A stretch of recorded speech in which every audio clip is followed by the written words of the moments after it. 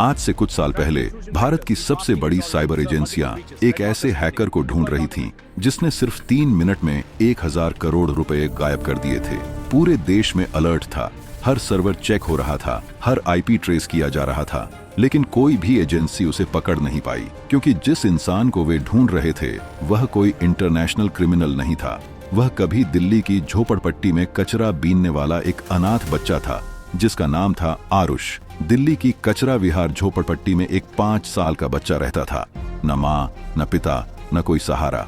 दिन भर वह कचरे के ढेर में प्लास्टिक की बोतलें, पुराने जूते और टूटे मोबाइल बीनता था। शाम को कबाड़ी मुश्किल से 40 रुपए देता और उन्हीं पैसों से वह 2 सूखी रोटियां खाकर रात को मिट्टी के छोटे से दिए की रोशनी में पढ़ाई करता था। झोपड़पट्टी के लोग उसे देखकर हंसते थे और कहते थे कि यह लड़का जिंदगी भर कचरा ही बीनता रहेगा। लेकिन किसी को नहीं पता था कि उसी बच्चे के दिमाग में एक ऐसी आग जल रही है जो एक दिन पूरी दुनिया को चौंका देगी। जब आरुष 10 साल का हुआ तो एक दिन कचरे के ढेर में उसे एक पुराना टूटा हुआ लैपटॉप मिला। आसपास के लोग फिर हंसे और बोले, कचरा बीनने वाला कंप्यूटर से क्या करेगा। लेकिन उस रात आरुष ने उस लैपटॉप को जुगाड़ से चालू कर दिया।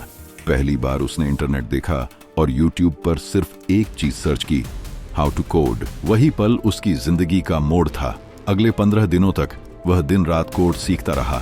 सिर्फ 2 हफ्तों में उसने अपना पहला छोटा प्रोग्राम बना दिया, जो किसी भी फोन की असली बैटरी की स्थिति बता सकता था। उस दिन उसे समझ आ गया कि उसकी असली ताकत उसके हाथों में नहीं, उसके दिमाग में है। समय गुजरता गया, गरीबी अब भी थी, लेकिन आरुष का दिमाग हर दिन और तेज होता जा रहा था।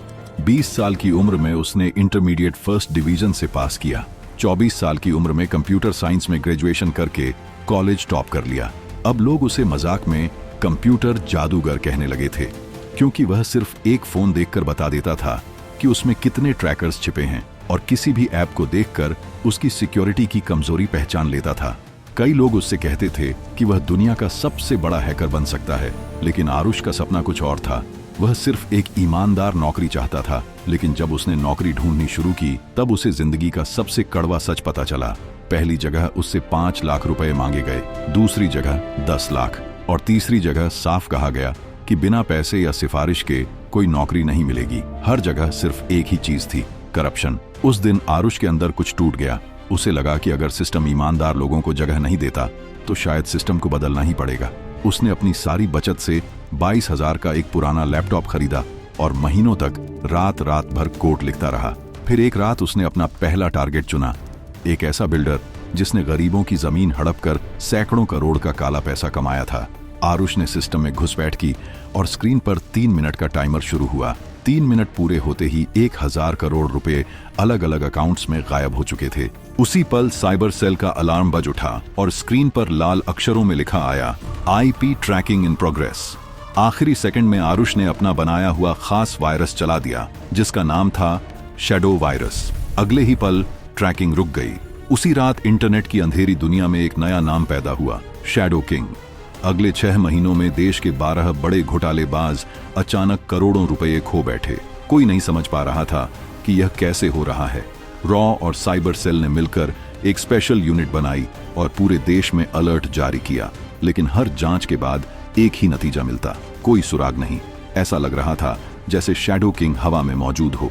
इसी दौरान जांच एजेंसियों को एक पुरानी सरकारी फाइल मिली, जिसमें एक महान साइबर सिक्योरिटी वैज्ञानिक का नाम था, जिसने सालों पहले सरकार के लिए एक गुप्त सुरक्षा सिस्टम बनाया था। उस फाइल में लिखा था कि उसकी मौत एक एक्सीडेंट में हुई थी। लेकिन जब केस दोबारा खोला गया तो सच्चाई सामने आई। वह एक्सीडेंट नहीं था, बल्कि हत्या थी। और उस वैज्ञानिक का एक बेटा भी था, जिसका नाम था आरुष। अब कहानी का सबसे बड़ा मोड़ सामने आया। 30 साल की उम्र में शैडो किंग ने एक साथ 5 बड़े अकाउंट हैक किए और कुल 1000 करोड़ रुपए फिर गायब हो गए। पूरे देश में हंगामा मच गया। न्यूज चैनल इसे भारत का सबसे बड़ा साइबर हमला बता रहे थे। लेकिन उसी समय एक और अजीब खबर सामने आई। देश के गरीब इलाकों में अचानक 1000 नए स्कूल और टेक्नोलॉजी लैब बन गए थे।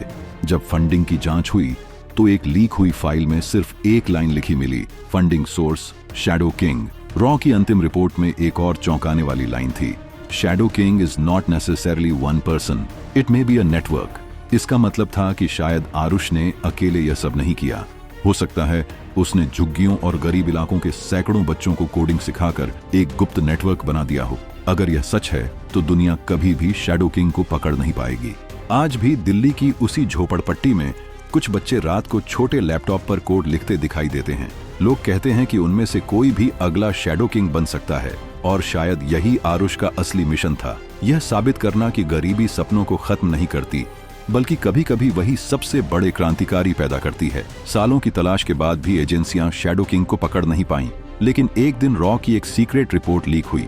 उस रिपोर्ट में लिखा था कि जिन 1000 स्कूलों और टेक लैब्स का पैसा शैडो किंग से जुड़ा हुआ है, वहां पढ़ने वाले बच्चों में से कई अब दुनिया के अलग अलग सर्वरों पर एक्टिव पाए गए हैं।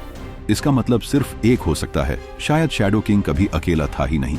शायद आरुष ने खुद जैसे सैकड़ों गरीब बच्चों को कोडिंग सिखाकर एक ऐसा नेटवर्क बना दिया है जिसे कोई एजेंसी कभी खत्म नहीं कर सकती।